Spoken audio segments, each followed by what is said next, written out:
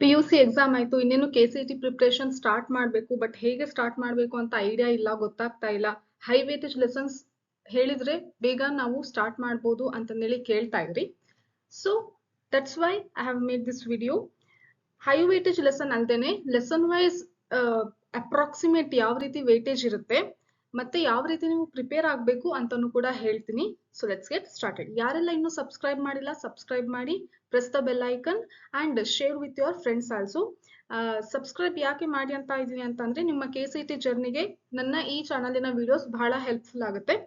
Because ನಾನು high weightage lesson ಇವಾಗ ಹೇಳಿದ್ಮೇಲೆ ನೆಕ್ಸ್ಟ್ ನಿಮಗೆ ಪ್ಲಾನರ್ ಹಾಕಿ ಕೊಡ್ತೀನಿ. ಡೈಲಿ ಯಾವ್ಯಾವ ಲೆಸನ್ಸ್ ಎಷ್ಟೆಷ್ಟು ಮುಗಿಸ್ಬೇಕು ಅಂತಂದೇಳಿ ಪ್ಲಾನರ್ ಹಾಕಿ ಕೊಡ್ತೀನಿ. ಅದಾದ್ಮೇಲೆ ಹೈ ವೇಟೇಜ್ ಲೆಸನ್ ಅಲ್ಲಿ ಇರೋದು ಕೆಲವೊಂದು ಪ್ರಾಬ್ಲಮ್ಸ್ ಇರ್ತದಲ್ಲ, ಪ್ರಿನ್ಸಿಪಲ್ ಆಫ್ ಇನ್ಹೆರಿಟೆನ್ಸ್ ಆಗಿರ್ಬೋದು, ಮಾಲಿಕ್ಯುಲರ್ ಅಲ್ಲಿ ಆಗಿರ್ಬೋದು, ಪ್ರಾಬ್ಲಮ್ಸ್ ಬೇಸ್ಡ್ ಕ್ವೆಶನ್ಸ್ ಆಗಿರ್ಬೋದು. ಸೊ ಅದರಲ್ಲಿ ಮತ್ತೆ ಡಿಫಿಕಲ್ಟ್ ಇರುವಂತಹದ್ದು ಮತ್ತೆ ಕಾನ್ಸೆಪ್ಟುಯಲ್ ಕ್ವೆಶನ್ಸ್ ಎಲ್ಲದರ ವಿಡಿಯೋಸ್ನು ಕೂಡ ನಾನು ಅಪ್ಲೋಡ್ ಮಾಡ್ತಾ ಇರ್ತೀನಿ. So stay tune with this channel. So welcome to botany bloom channel. ನಾನು ನಿಮ್ಮ ಎಜುಕೇಟರ್ ರಚನಾ.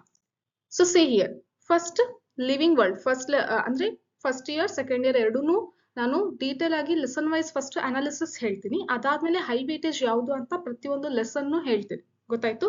ಸೊ ಈಗ ಫಸ್ಟ್ ಲಿವಿಂಗ್ ವರ್ಲ್ಡ್ ಅಲ್ಲಿ 0 to ಅಂದ್ರೆ ಬಂದ್ರೂ ಬರ್ಬೋದು ಕ್ವೆಶನ್ ಅಥವಾ ಬರ್ದೇನು ಕೂಡ ಇರ್ಬೋದು. ನೆಕ್ಸ್ಟ್ ಬಯೋಲಾಜಿಕಲ್ ಕ್ಲಾಸಿಫಿಕೇಶನ್ ಅಲ್ಲಿ 1, ಪ್ಲಾಂಟ್ ಕಿಂಗ್ಡಮ್ ಅಲ್ಲಿ 1, ಅನಿಮಲ್ ಕಿಂಗ್ಡಮ್ ಅಲ್ಲಿ ಜಾಸ್ತಿ ಇದೆ. ಅನಿಮಲ್ ಕಿಂಗ್ಡಮ್ ಮತ್ತೆ ಮಾರ್ಫಾಲಜಿಯಲ್ಲಿ ಇದು ಯಾವ ರೀತಿ ಹೇಳ್ತಾ ಇದೀನಿ ಅಂತಂದ್ರೆ ಟ್ರೆಂಡ್ ನೋಡ್ಬಿಟ್ಟು ಪ್ರತಿ ವರ್ಷ ಕ್ವೆಶನ್ ಪೇಪರ್ ಅಲ್ಲಿ ಯಾವ್ಯಾವ ಲೆಸನ್ ಇಂದ ಎಷ್ಟೆಷ್ಟು ಕ್ವೆಶನ್ಸ್ ಕೇಳಿದ್ರು ಅದರ ಟ್ರೆಂಡ್ ಇಟ್ಕೊಂಡು ಆವರೇಜ್ ತಗೊಂಡ್ಬಿಟ್ಟು ಈ ಟೇಬುಲರ್ ಕಾಲಮ್ ನಾನು ಇಲ್ಲಿ ಕೊಟ್ಟಿರೋದು.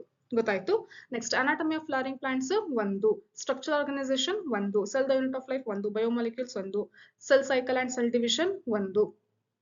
Next photosynthesis in higher plants 1, respiration in plants 1, plant growth and development 1, breathing and exchange 1, body fluids again important 1 to 2. Next excretory products and their elimination 1, locomotion and movement ಎಷ್ಟೊಂದು year ಅಲ್ಲಿ ಈ lesson ಇಂದ question ಬಂದಿಲ್ಲ. Like trend analysis ನೋಡಿದ್ರೆ 2014 to ಈ ಇಲ್ಲಿ ತನಕನೂ ಏನು ಟ್ರೆಂಡ್ ಅನಾಲಿಸಿಸ್ ನೋಡಿದ್ರೆ this from this lesson in some year they have not asked question, so we will take it as 0 to 1. Okay. Next neural control and coordination 1, chemical coordination 1, sexual reproduction in illi tanka first PUC idayitu. second year ina lessons helodare sexual reproduction in flowering plants 3 to 4, human reproduction 2 to 3, reproductive health 2 to 3 again, principle ಮತ್ತೆ molecular basis of 3 to 4 ಬರುತ್ತೆ. Evolution ಕೂಡ ಅಷ್ಟೇ. ಇದು hole genetics ಇದೆಲ್ಲ ಇದು ಪೂರ್ತಿನೇ high weightage ಇರುವಂತದ್ದು. Next human health and disease 3 to 4, microbes 2 to 3, biotechnology 3 to 4, application 2 to 3, organism and population 2 to 3, ecosystem 2 to 3, biodiversity 2 to 3. So ಇಲ್ಲಿ ಒಂದು ಸಮ್ಮರಿ ತಗೊಳ್ಳೋದಾದ್ರೆ ಫಸ್ಟ್ ಇಯರಿನ ಲೆಸನ್ಸ್ ಇನ ವೇಟೇಜ್ ಇದೆ ಅಲ್ಲ, that is in 60 questions out of 60 questions 15 to 16 questions are from first year.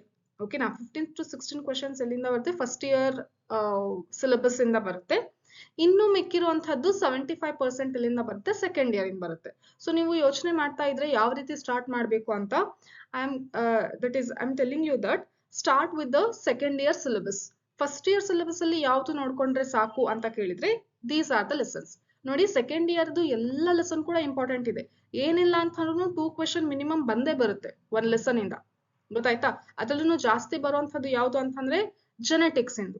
Genetics ಮತ್ತೆ sexual reproduction ಇನ್ flowering plants lesson first ಇದೆ ಅಲ್ಲ, human reproduction ಮತ್ತೆ reproductive health first unit ಮತ್ತೆ ಸೆಕೆಂಡ್ ಯೂನಿಟ್ ಕಂಪ್ಲೀಟ್ ಆಗಿ full thorough ಆಗಿ ಓದಿರ್ಬೇಕು. ಗೊತ್ತಾಯ್ತಾ ಮಕ್ಳೇ? So easy ಇದೆ, ಕಷ್ಟ ಏನ್ ಅನ್ಸಲ್ಲ. KCET ಅಲ್ಲಿ ನೀವು ಆರಾಮಾಗಿ ರ್ಯಾಂಕ್ ತಗೋಬಹುದು. I am going to guide you through my videos in this channel. ಗೊತ್ತಾಯ್ತು? ಈಗ ಫಸ್ಟ್ ಇಯರ್ ಹೇಳ್ತೀನಿ ಯಾವ್ದು ನೋಡ್ಕೋಬೇಕು. ಸೆಕೆಂಡ್ ಇಯರ್ದು ಕಂಪಲ್ಸರಿ ಎಲ್ಲ ಲೆಸನ್ಸ್ ಓದ್ಕೋಬೇಕು ನೀವು. ಗೊತ್ತಾಯ್ತು? ಸೊ ಫಸ್ಟ್ ಇಯರ್ಸ್ ಇಂದು ಈ ಲೆಸನ್ಸ್ ಓದ್ಕೊಳ್ಳಿ ಸಾಕು. From first year you focus on these lesson. ಈಗ ಟೈಮ್ ಇಲ್ಲ, ಮುಂಚೆ ನೀವು ಓದಿದಿರಾ ನನಗೆ ರಿವೈಸ್ ಮಾಡ್ಲಿಕ್ಕೆ ಆಗುತ್ತೆ ಅಂತಂದ್ರೆ ಯು ಗೋ ಆನ್, ಎಲ್ಲಾ ಲೆಸನ್ಸ್ ಕೂಡ ರಿವೈಸ್ ಮಾಡಿ. ಬಟ್ ಯಾರಿಗೆ ಆಗೋದಿಲ್ಲ, ನಮ್ ಫಸ್ಟ್ ಇಯರ್ ಏನೂ ನೆನಪಿಲ್ಲ ಅಂತ ಅಂದ್ರೆ you only go through these lessons thoroughly. ಆಯ್ತಾ? ಇನ್ನು ಮಿಕ್ಕಿರೋ ಲೆಸನ್ಸ್ ಏನ್ ಮಾಡ್ಬೇಕು ಮ್ಯಾಮ್ ಫಸ್ಟ್ ಇಯರ್ ಇಂದು ಅದ್ರಲ್ಲಿನೂ ಕೂಡ ಒಂದ್ ಕ್ವಶನ್ ಬರ್ತದೆ ಅಲ್ಲ ಅಂತ ಅಂದ್ರೆ ಅದ್ರಲ್ಲಿ ಏನ್ ಮಾಡ್ತೀರಾ ನೀವು ಅಂದ್ರೆ ಸಿನಾಪ್ಸಿಸ್ ತಗೊಳ್ಳಿ. ಓಕೆ, ಇಂಪಾರ್ಟೆಂಟ್ ಪಾಯಿಂಟ್ಸ್ ಇರುವಂತದ್ದು, ಸಿನಾಪ್ಸಿಸ್ ಇರುವಂತದ್ದು. ಸೊ ಟೇಬುಲರ್ ಕಾಲಮ್ ಮಾಡಿ ಇಟ್ಕೊಳ್ಳಿ. ಎಲ್ಲ ಇನ್ಫಾರ್ಮೇಶನ್, ಡೇಟಾ ವೈಸ್ ಇನ್ಫಾರ್ಮೇಶನ್ ಏನಿರುತ್ತಲ್ಲ ಅದನ್ನ ಟೇಬುಲರ್ ಕಾಲಮ್. ಸಪೋಸ್ ಈಗ ನೋಡಿ ಯಾವ ಲೆಸನ್ ತಗೊಳ್ಳಿ, ಫೋಟೋಸಿಂಥಸಿಸ್ ಅಂತ ಲೆಸನ್ ತಗೊಳ್ಳಿ. ಅದರಲ್ಲಿ ನ್ಯೂಮರಿಕಲ್ ಟರ್ಮ್ಸ್ ಏನೇನಿದೆ, ನ್ಯೂಮರಿಕಲ್ ಇದು ಆಸ್ಪೆಕ್ಟ್ಸ್ ಏನೇನಿದೆ ಅದನ್ನ ಒಂದು ಟೇಬುಲರ್ ಕಾಲಮ್ ಮಾಡಿ ಇಟ್ಕೊಳ್ಳಿ. ಒಂದು ಸೈಕಲ್ ಅಲ್ಲಿ ಎಷ್ಟು ATP ಪ್ರೊಡ್ಯೂಸ್ ಆಗುತ್ತೆ, ಎಷ್ಟು NADPH ಪ್ರೊಡ್ಯೂಸ್ ಆಗುತ್ತೆ, ಎಷ್ಟು ಯುಟಿಲೈಸ್ ಆಗುತ್ತೆ. ಸೊ ಈ ರೀತಿ ಏನು ಡೇಟಾ ಇದೆ ಅಲ್ಲ ಅದನ್ನ ನೀವು ನೋಡ್ಕೊಂಡ್ರೆ ಸಾಕು. ನಾನು ಅದನ್ನು ಕೂಡ ಸಿಂಪಲ್ ಆಗಿ ಹೇಳ್ಕೊಡ್ತೀನಿ, ಯಾವ್ದ್ಯಾವ್ದು ನೆನ್ಪಿಟ್ಕೊಂಡ್ರೆ ಸಾಕಾಗುತ್ತೆ ಆ ಲೆಸನ್ಸ್ ಇಂದ ಅಂತ.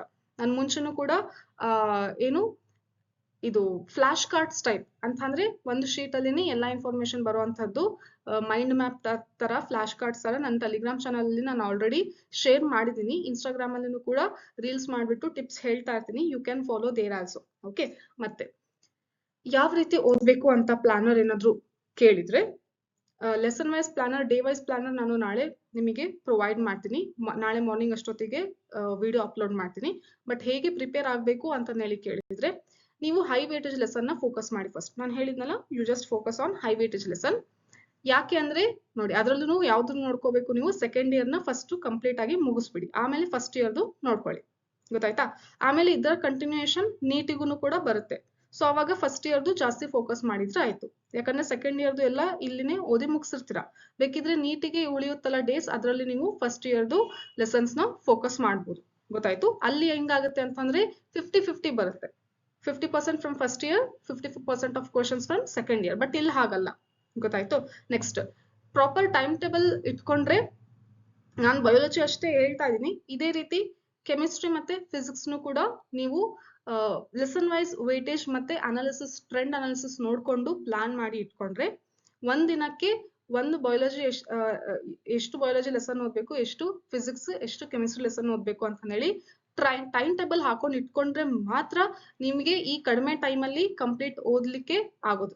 ಗೊತ್ತಾಯ್ತಾ? ಅವಾಗ ಮಾತ್ರ ರ್ಯಾಂಕ್ ಬರುತ್ತೆ. ನೀವು ಪ್ಲಾನ್ ಮಾಡಿಲ್ಲ, ಸುಮ್ನೆ ಇವತ್ತೊಂದು ಲೆಸನ್ ಓದಿದೆ, ಟೈಮ್ ಪಾಸ್ ಮಾಡಿದೆ ಅಂತ ಅಂದ್ರೆ ಖಂಡಿತವಾಗ್ಲೂ ಬರೋದಿಲ್ಲ. ಇವತ್ತಿಂದನೇ ಸೀರಿಯಸ್ ಆಗಿ ಓದೋಕೆ ಸ್ಟಾರ್ಟ್ ಮಾಡಿ. ಮತ್ತೆ ಓದ್ಬೇಕಾದ್ರೆ ಯಾವ ರೀತಿ ಓದ್ತೀರಾ ಅಂತಂದ್ರೆ PYQ ಸಾಲ್ವ್ ಮಾಡ್ಬೇಕು ಅಂತ ಅಂದ್ರೆ ನೋಡಿ, ಮೋಸ್ಟ್ ಆಫ್ ಆಲ್ ಒಂದು ಕಾನ್ಸೆಪ್ಟ್ ಬಂದಿದೆ ಅಂತಂದ್ರೆ ಅದರ ರಿಲೇಟೆಡ್ ಕಾನ್ಸೆಪ್ಟೇ ಮತ್ತೆ ನೆಕ್ಸ್ಟ್ ಇಯರ್ನು ಕೂಡ ಬರುವಂತ ಚಾನ್ಸಸ್ ಇರುತ್ತೆ. ಸೇಮ್ ಕ್ವೆಶನ್ ಅಂತ ಹೇಳ್ತಿಲ್ಲ, ಸೇಮ್ ಕಾನ್ಸೆಪ್ಟ್ ಇರುತ್ತೆ. ಸಪೋಸ್ ಒಂದು ಕ್ವೆಶನ್ ಅಲ್ಲಿ 4 ಆಪ್ಷನ್ ಇದೆ ಅಂತಂದ್ರೆ ಆ 4 ಆಪ್ಷನ್ ನ ರಿಲೇಟೆಡ್ ಕಾನ್ಸೆಪ್ಟ್ ನೀವು ನೋಡ್ಕೋಬೇಕು. ಆ ಆಪ್ಷನ್ ನೆಕ್ಸ್ಟ್ ಏನಾಗ್ಬೋದು, ಕ್ವೆಶನ್ ಆಗಿ ಟ್ರಾನ್ಸ್ಫಾರ್ಮ್ ಆಗ್ಬೋದು. ಗೊತ್ತಾಯ್ತಲ್ಲ? ಸೊ ಈ ರೀತಿ ನೀವು ಓದ್ಕೊಂತ ಇರ್ಬೇಕು. ನಾನು ಟಿಪ್ಸ್ನು ಕೂಡ ಶೇರ್ ಮಾಡ್ತಾ ಇರ್ತೀನಿ. You just subscribe and press the bell icon for my upcoming videos. Meet you in the next video. Bye bye.